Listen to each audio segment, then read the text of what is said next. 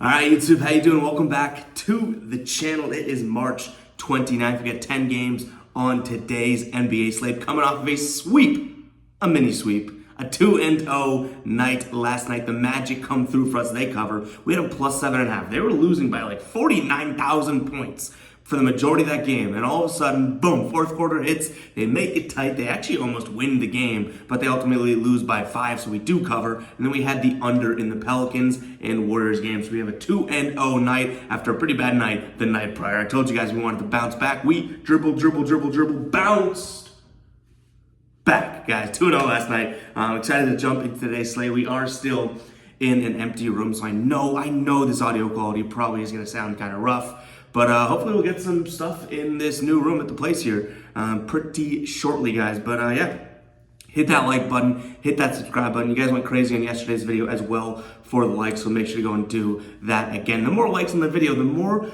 better the chances are that we all have good betting nights. I think that's how it works. Or that just little schemey way of getting you guys to like the video. But go ahead and smash that like button. Hit that subscribe button if you are new. And let's jump into the first game here. We got the Pacers taking on the Bucks. Pacers 11.5 point dogs at home. Total sitting at 238. Milwaukee coming off of a win against Detroit a couple nights back. Indiana coming off of a loss against Dallas. Indiana has lost 3 straight games against Boston, Atlanta, and Dallas. They haven't covered in any of those games. They've been underdogs in all of those as well. In terms of injuries here, no Tyrese Halliburton. Miles Turner is questionable. Chris Duarte is questionable. And Buddy Hield is probable for Indiana. And then Giannis upgraded to probable here for Milwaukee. Chris Middleton, questionable. Drew Holiday, probable. I do think 11.5 points is a lot to lay.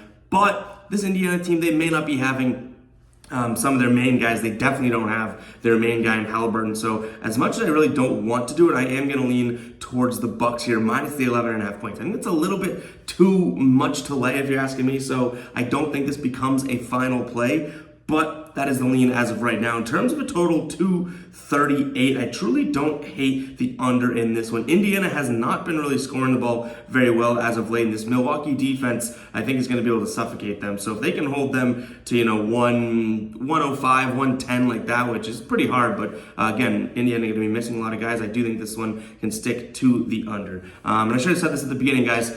Every single game, that's what we jump into on this channel. We go through each game. I give you my lean on the total and the spread as well, obviously. But my final play is what I actually end up rolling with. What ends up in the pinned comment as a final play is what I'm most confident in. And again, yeah, those are in the pinned comments. So make sure to check that out, guys. I update that throughout the day. I am going to start trying to make sure I add in when I'm finalized so you guys know nothing else is coming. But yeah, as of right now, our plays are in the pinned comment, guys, what I'm actually going to be rolling with tonight. So make sure to check that out. All right, Sixers taking on the Mavericks here. Sixers 4-point favorites at home, total 231. Dallas 5-2 against spread in their last 7 here. Philly 6-3 against spread in their last 9. The under is hitting 4 of Philly's last 5 games, and the under is hitting Dallas in 5 of Dallas's last 6 games. 231. I do like the under. I think this could be a slow-paced game. That was my initial lean on this game. And I also am looking at the Philly side of things here. I know Dallas is coming off a win against Indiana. In a big win, they won by 23 points. They covered their 7.5 point favorites. This Philly team, though, has been really like a roller coaster up and down, but it comes down to injuries to make me, I guess, solidify which way my lean is going. James Harden and Joel Embiid are both questionable in this. If they don't play, I'm going to lean Dallas. If they play, I lean Philly. So it really does just come down to the injury report. So keep an eye on that throughout the day. If they have their guys, I like Philly minus the points here at home. I think they match up really well against this Dallas team. But if they don't play, I'm either going to stick away from this game or I might, tickle my fancy with a little Dallas side of things, if being honest. Because I don't think this Philly team is all that great when it comes to, being Joel Embiid and James Hardenless. So keep an eye on the injury report there. And like I said, in terms of a total, regardless of who plays, I do like the under.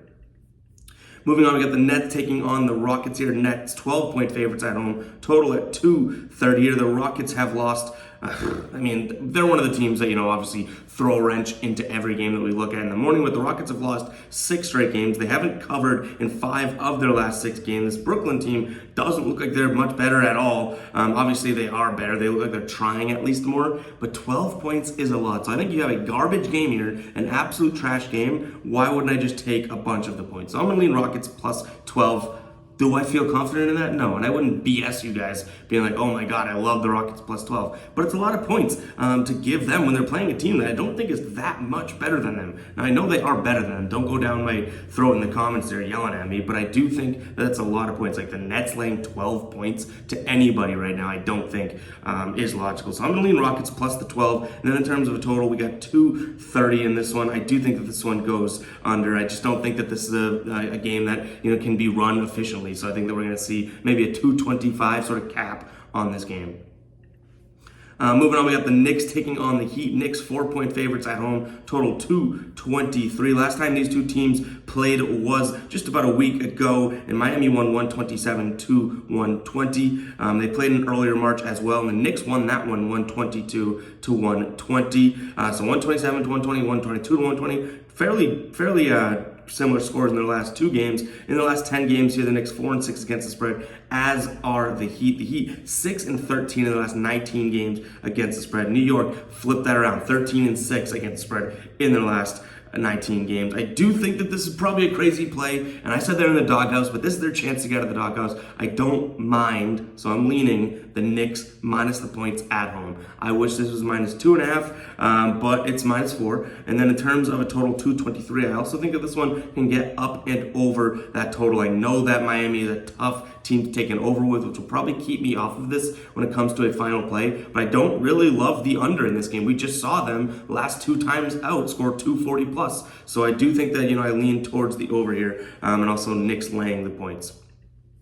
Thunder taking on the Pistons here. Thunder 10.5-point favorites. I don't have a total for you guys as of right now, but I'm going to use 230 as the barometer. If it's 230 or above, I probably look at the under. If it's anything else, I lean towards the over. This is another game that kind of is going to come down to probably being one of those trash games, I guess. OKC coming off a loss against Charlotte last night, 137 to 134. So clearly a long game with a fast-paced game as well. Detroit 10.5 points. Just too much to give them when you have 2 teams that are, I don't want to say OKC is a trash. I shouldn't have said that. But OKC is an underdog team. That's why we've loved them all season long. The rumbling, covering Thunder. When they're the double-digit point favorites, even if they're playing a bad team, I don't think that they're at that level yet. So I'm going to lean Detroit here, plus the points.